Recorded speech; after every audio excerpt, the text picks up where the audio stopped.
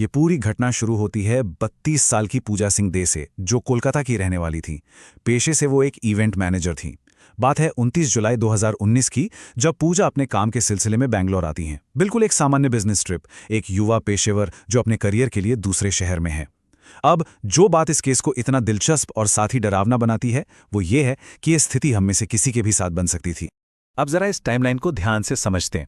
29 जुलाई को पूजा बेंगलुरु पहुंचती हैं और एयरपोर्ट से होटल जाने के लिए एक ओला कैब बुक करती हैं।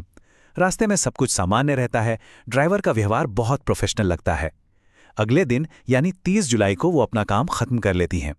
फिर आता है 31 जुलाई का दिन, जब उनकी सुबह 4 बजे की रिटर्न फ्लाइट थी। और बस यहीं पर एक ऐसा फैसला लिया जाता है जो सब कुछ बदल कर रख देता है। शायद अगली सुबह कैब ना मिलने की टेंशन रही होगी, या फिर थोड़े पैसे बचाने का विचार।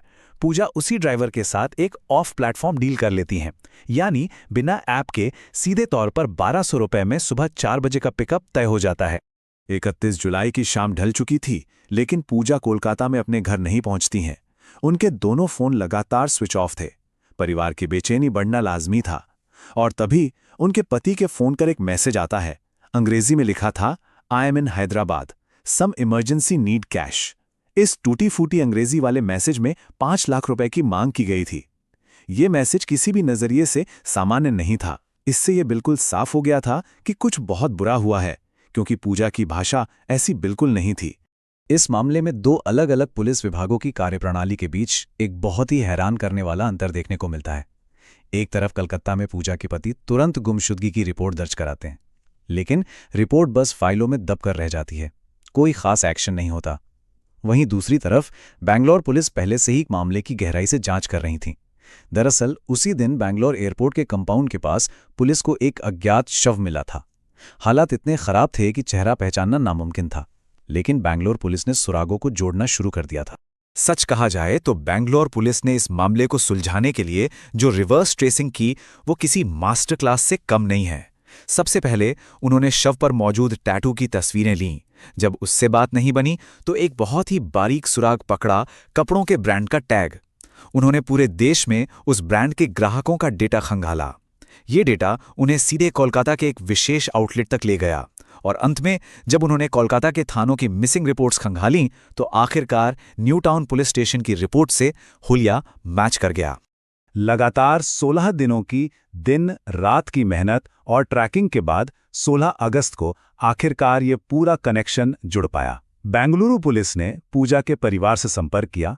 यह एक बेहद हृदय विदारक पल था, जब पूजा के भाई और परिवार को बेंगलुरु आकर उन चीजों को देखकर ये पुष्टि करनी पड़ी कि वो अज्ञात शव वास्तव में पूजा का ही था।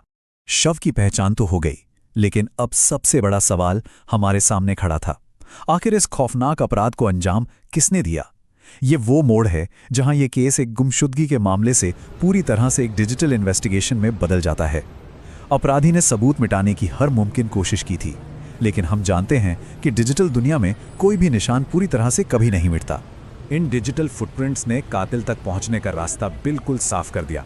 पुलिस ने सबसे पहले पूजा के ईमेल एक्सेस किए, जहां से उन्हें ओला कैब की उस आखिरी ऑफिशियल बुकिंग की रसीद मिल गई। इसके बाद सेल टावर लोकेशंस को ट्रैक किया गया। पता चला कि जब फिरौती का वो मैसेज भेजा गया था, तब पूजा का फ़ोन और कैब ड्राइवर का फ़ोन दोनों एक ही सेल टावर लोकेशन पर थे। इन अचूक डिजिटल सबूतों ने सीधा इशारा किया 22 साल के ड्राइवर एचएम नागेश की तरफ। जब पुलिस ने नागेश को गिरफ्तार करके सख्ती से पूछताछ की, तो हत्या का जो कारण सामने आया वो सुनकर कोई भी सिहर सकता है। कातिल को लगा था कि पूजा एक बहुत अमीर महिला है और उसके पास ढेर सारा पैसा और भारी गहने होंगे। सिर्फ इसी लालच में उसने इतनी बड़ी साजिश रच डाली। लेकिन असलियत क्या थी? बहुत ही दुखद। पूजा के पास उस वक्त सिर्फ 500 रुपए का एक नोट था, 2 फोन थे और मोबाइल वॉलेट में कुछ हजार रुपए। एक इंसान की जान इतनी छोटी सी और बेबुनियाद उम्मीद के लिए ले ली गई। उस मनहूस सुबह असल में घटना घटी कैसे थी, आइए इसे समझते हैं। सुबह 3:45 PM पर नागेश होटल पहुंचता है, लेकिन इस बार वो अपनी सीट के नीचे एक चाकू और लोहे का जैक रॉड छिपाकर लाया था। 4 बजे उनका सफर शुरू होता है। रात भर की थकावट थी, तो 4:43 PM पर अपने पति को गुड नाइट मैसेज करने के बाद पूजा कैब में ही सो जाती हैं। जैसे ही नागेश ये देखता है, वो एयरपोर्ट का रास्ता छोड़कर कार को एक सुनसान इलाके की तरफ मोड़ देता है। इस अपराध की क्रूरता के बारे में ऑटोप्सी रिपोर्ट जो बताती है वो रोंगटे खड़े कर देने वाली है।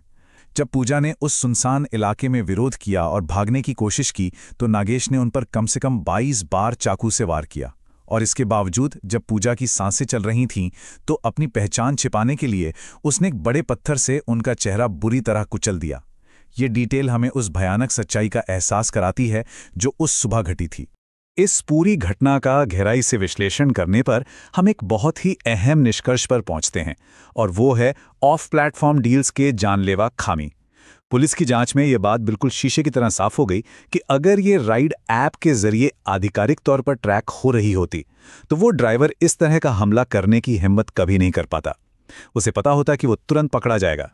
जब हम राइड कंपनी के प्लेटफॉर्म से बाहर निकलते हैं तो अनजाने में कितने बड़े खतरे मोल ले लेते हैं। कोई जीपीएस रूट ट्रैकिंग नहीं होती, किसी आपात स्थिति के लिए कोई एक्टिव एसओएस बटन नहीं होता, अगर गाड़ी अपना रास्ता बदलती है तो कंपनी की तरफ से कोई तुरंत अलर्ट नहीं आता, और सबसे बड़ी बात, सुनसान इलाकों में ये जोखिम कई गुना बढ़ जाता है। ये केस सिर्फ एक क्राइम की कहानी नहीं है, बल्कि हम सभी के लिए सुरक्षा का एक बहुत बड़ा और कड़ा सबक है। अब हम इस विश्लेषण के बिल्कुल अंत में आ गए हैं, और ये पूरी चर्चा हमारे सामने एक ऐसा सवाल छोड़ जाती है जिस पर बहुत गहराई से विचार करने की जरूरत है। क्या चंद रुपया बचाना या थोड़ी सी सहूलियत पाना हमारी अपनी जान और सुरक्षा से ज्यादा कीमती है? पूजा का वो एक फैसला जो शायद सिर्फ सहूलियत के लिए लिया गया था, जिंदगी की सबसे बड़ी भूल बन गया। जब भी हम यात्रा करें, ये बात हमेशा याद रखनी चाहिए कि सुरक्षा फीचर से कभी समझौता नहीं करना है। इसी विचार के साथ हमारी आज की ये केस स्टडी यहीं समाप्त होती है। इस तरह के और विश्लेषणात्मक तथ्यों के लिए जुड़े रहें।